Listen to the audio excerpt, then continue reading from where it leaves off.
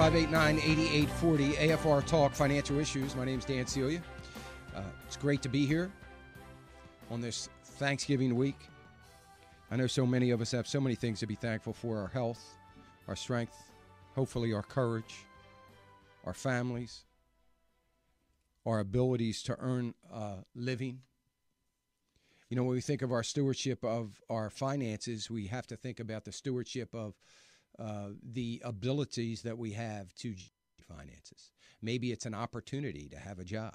Maybe it is a skill that God has blessed us with to be able to work and to have a job. Maybe it is just blessed with safety as we travel. I think of that every single week since I travel so much. I know my wife and my children and others are praying that God's traveling mercies would be upon me, and I think how thankful I am that I do get home. As ragged as I feel sometimes, I'm home, and I'm home safe, and I'm still healthy. And we have so many things to be thankful for this Thanksgiving. Some of us still lamenting over so many things in our past, in our lives, or maybe even in the country. But we do have many things to be thankful for, and that's what we need to focus on this Thanksgiving. And I hope that we'll all do that. And I'd love to hear from you about some of the things that you are thankful for. 888-589-8840. You're listening to AFR Talk, Financial Issues. My name's Dan Celia. It's great to be here. I'm thankful that I have an opportunity to be here on a regular basis every day and 6 days a week. And I sure appreciate that opportunity. I appreciate AFR and other networks that afford me that opportunity. I'm so grateful. All the commodities are pretty much, most of the commodities in negative territory. It's interesting. Gold is down. Silver is up. Silver is up, fair amount. I mean, silver is up almost 1.5%. As gold's down 0.25%. That's a little odd. All the agricultural commodities pretty much in negative territory. Most of the metals. Oil is down to $88 a barrel. Look, the fact of the matter is, when we think about Israel, oil is going to go up. Now, it has pulled back. That is good news. I think Israel is going to do everything they can to avoid a ground game in this war against the terrorists, against Hamas in Gaza. And I think one of the main reasons they're going to do everything they can to avoid that is because their focus is on Iran. It's not on Gaza. It's not on Hamas. It's on Iran. And I don't think they want this distraction at this time in their survival when they've got to think about Iran. I believe that it's likely we're going to see an attack on Iran. It isn't going to come from anybody else. It's going to have to come from Israel. I think they have to resign themselves of the fact that the U.S. is probably not going to step in and give them a hand or give them any help. I think they're going to have to plan an attack, incredibly strategic attack, if they don't have a laydown area in which to operate from. But when that happens, oil is going to go up. When the attack on Iran happens, we're going to see oil go up dramatically, and we're likely to see easily West Texas at $110 a barrel. It means gas prices are going to be up. So it's something you should be thinking about. Obviously, something we need to be praying about, as I talked about yesterday. And we need to do that. We need to be praying for Netanyahu, for wisdom, that God would bless him with wisdom in some incredible decisions that impact his nation so severely.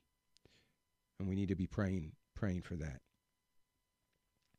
There is a very interesting fact, as we talk about looking ahead for the future of the economy in 2013. I've got a full board. I want to get to some phone calls at the beginning of the next hour, though.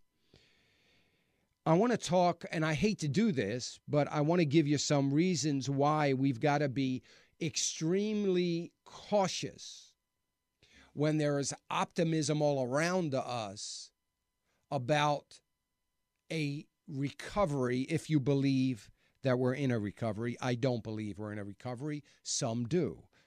The president won this election. because he managed to convince people that the unemployment numbers were real, that we are better off economically, we are in a recovery.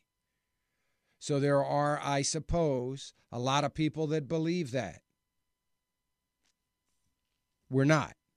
But I'm going to give you some numbers that are a lot more forward-looking. Some things that I did talk about, I guess 3 or 4 weeks ago. But I'm going to belabor the point a little bit more to try to give us some perspective as we look into the future. There was also a report out today, and I'm going to talk about that in the top of the second hour. Also, there was a report out yesterday that in 2014, if you are an individual that has private health insurance, that your private health insurance plan in 2014 is likely to go up somewhere between 20% on the low end and as much as 100% on the high end. Because according to Obamacare and the rules and regulations that are going to be out there, you are going to be required to have the Cadillac of plans. And you're not going to have options but to have that plan. And if you have that plan, particularly if you are borderline unhealthy, you're going to see an enormous increase because you have to upgrade your plan or go on the government socialized medicine, which a lot of people are going to do, unfortunately. So that report out, and that is starting 2014. They say that we're going to feel the effects of it, though, in the economy probably this summer, as people will be getting their notices as to what their rates are going to be going up and the details of their plans probably over the summer, early fall next year. And there's going to be obviously it's going to impact consumer confidence and such. Anyway, let me go to the phones. Let me go to Ruth. Ruth calling us from Grand Rapids, Michigan. Hi, Ruth.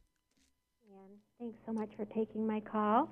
Sure. I opened a small eBay account for your advice. I had a little discretionary income, and I purchased some Valero, Duke, General Mills, John Deere, and these I intend to just let sit there for 10 years. I don't anticipate needing it, and just reinvest the dividends. However, I wanted to add one more, and then that's it. I wondered about Clorox. Would you recommend that?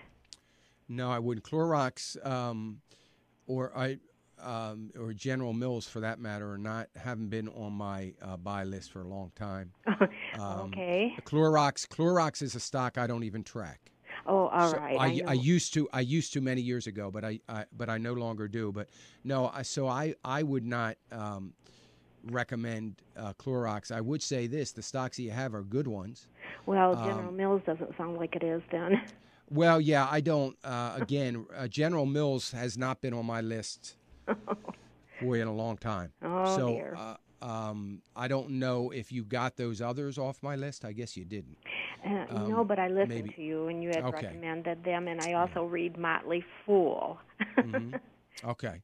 Well, I mean, they're pretty good in their analytical work. They don't do obviously any kind of biblical screening, but they do a pretty good job. But yeah, General, aside from General Mills, and there's going to be a couple others that I think are going to be dropping altogether.